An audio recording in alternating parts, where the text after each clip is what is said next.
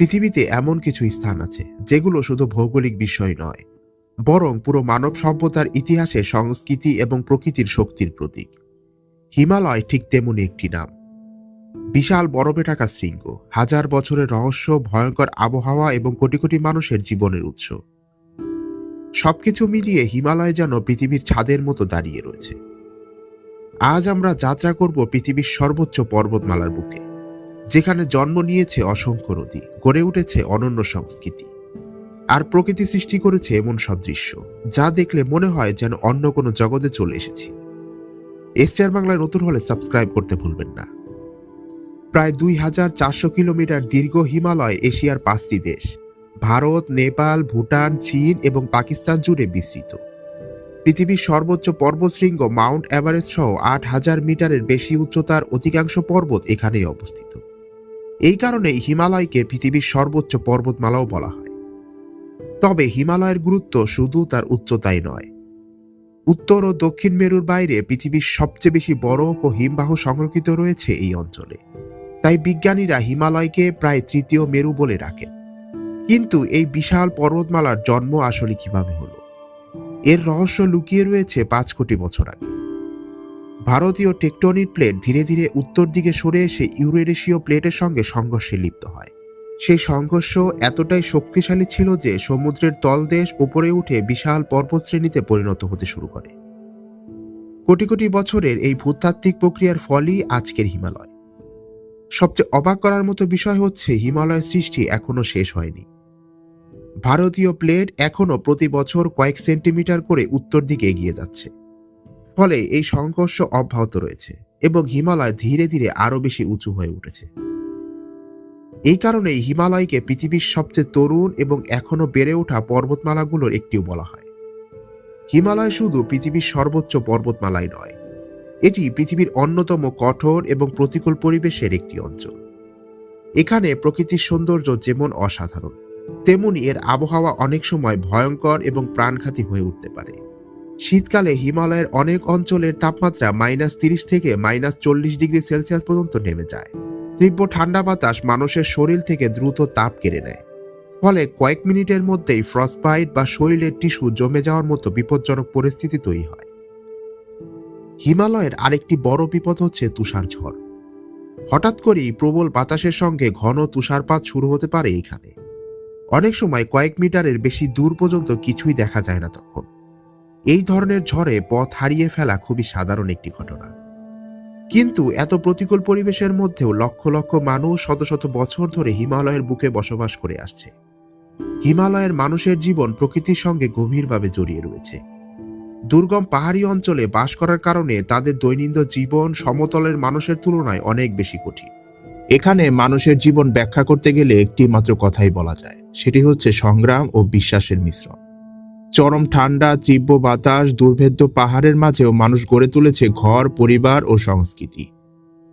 কেউ বিশ্বাস করে হিমালয় শৃঙ্গে দেবতাদের বাস, আবার কেউ বলে এখানে লুকিয়ে আছে প্রকৃতির গভীর রহস্য, ইয়েতি নামের এক অদ্ভুত প্রাণী। তিব্বত হিমালয়ের ঠিক উত্তরে অবস্থিত, যেখানে বিশাল বরফে ঢাকা মালভূমি আর উঁচু পর্বতের সারি মিলেমিশে তৈরি করেছে এক রহস্যময় ভূখণ্ড। হিমালয়ের অনেক বিখ্যাত পর্বতশৃঙ্গগুলো, যেমন মাউন্ট এভারেস্ট, চোয়ু এবং সিসাপাংমা, এগুলো সব তিব্বতের সীমানায় দাঁড়িয়ে আছে। এখানকার মানুষ বরফ, বাতাস ও নিঃসঙ্গতার মাঝেই গড়ে তুলেছে তাদের জীবন, ধর্ম ও সংস্কৃতি। তাই তো হিমালয়কে পুরোপুরি বুঝতে হলে আমাদের তিব্বতকে জানাটা খুবই অপরিহার্য। কারণ প্রকৃতি, মানুষ ও বিশ্বাস তিনটি এখানে একই সুতায় গাঁথা। তিব্বত পৃথিবীর অন্যতম রহস্যময় ও সবচেয়ে নিষিদ্ধ অঞ্চল। একসময় এটি ছিল স্বাধীন রাজ্য, কিন্তু বর্তমানে চীনের নিয়ন্ত্রণে থাকা একটি স্বায়ত্তশাসিত অঞ্চল এটি। বাইরের মানুষদের এখানে প্রবেশ করা বেশ কঠিন।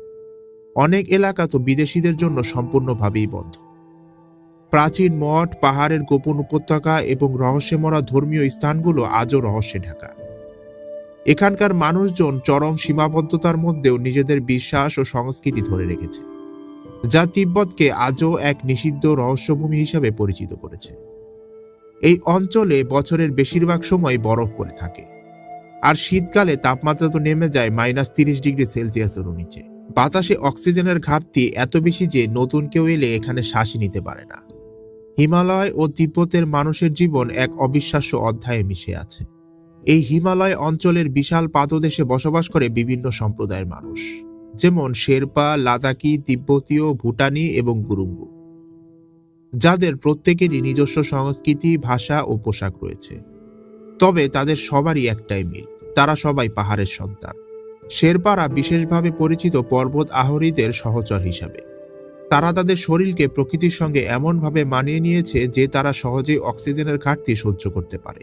পাহাড়ের ঢালে ছোট ছোট গ্রামগুলোই এই মানুষগুলো একে অপরের সঙ্গে মিলেমিশে বসবাস করে, যেখানে সমাজ ব্যবস্থা গড়ে উঠেছে পারস্পরিক সহযোগিতা ও বিশ্বাসের উপর। এই অঞ্চলে শিশুদের জীবনও সহজ নয়। বরফে ঢাকা সরু পথ, বিপজ্জনক পাহাড়ি রাস্তা পেরিয়ে তাদেরকে স্কুলে যেতে হয়। অনেক সময় সকাল সকাল ঘর থেকে বের হয়ে 2-3 ঘন্টা হেঁটে তারপর স্কুলে পৌঁছাতে হয়। পা পর্যন্ত বরফে ডুবে যায়, হাতে থাকে শুধু ছোট কাঠের লাঠি আর পিঠে বইয়ের ব্যাগ। অনেক শিশুই তীব্র ঠান্ডায় হাঁটু পর্যন্ত বরফ পেরিয়ে স্কুলে যায়, কারণ এই শিক্ষাই তাদের ভবিষ্যৎ বদলাতে পারে। কিছু জায়গায় স্কুল এতটা দূরে যে শিশুরা সপ্তাহে একবারই বাড়ি আসতে পারে, তবুও তাদের চোখে ক্লান্তি নেই, বরং স্বপ্ন আর আশার আলো জ্বলে। ভাবতেই অবাক লাগে সেই সব পরিবারটি নিয়ে। হিমালয়ে মানুষদের জীবন চরম শীত, ভারী বরফ এবং পাহাড়ি ঢাল সহ্য করে গড়ে উঠেছে। তাই তাদের বাসস্থান ও প্রকৃতির সঙ্গে সম্পূর্ণভাবে সামঞ্জস্য রেখে তৈরি করা হয়।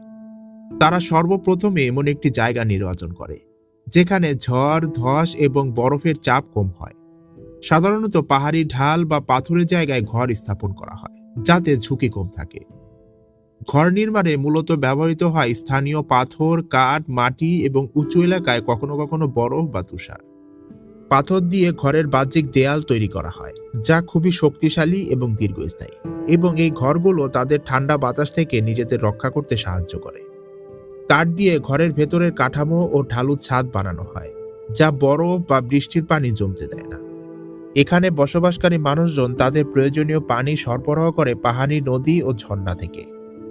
আর খাদ্য সংরক্ষণের জন্য ঘরের পাশে বা জমির নিচে বিশেষ ভাণ্ডার বানানো হয়। হিমালয়ের মতো ঠান্ডা জলবায়ুতে পোশাকের গুরুত্ব অনেক। এখানকার মানুষ শরীর গরম রাখার জন্য পশম, চামড়া ও ইয়াকের লোম দিয়ে তৈরি মোটা কাপড় পরে। পুরুষরা সাধারণত পরেন চুবা, যা এক ধরনের মোটা গাউনের মতো পোশাক, আর মহিলারা রঙিন উলের কাপড় পরে। গলায় পাথরের মালা আর হাতে রূপার বালা পরে থাকে তারা, যা শুধু সৌন্দর্যের জন্যই নয়, অনেক সময় এটি বিশ্বাসেরও প্রতীক।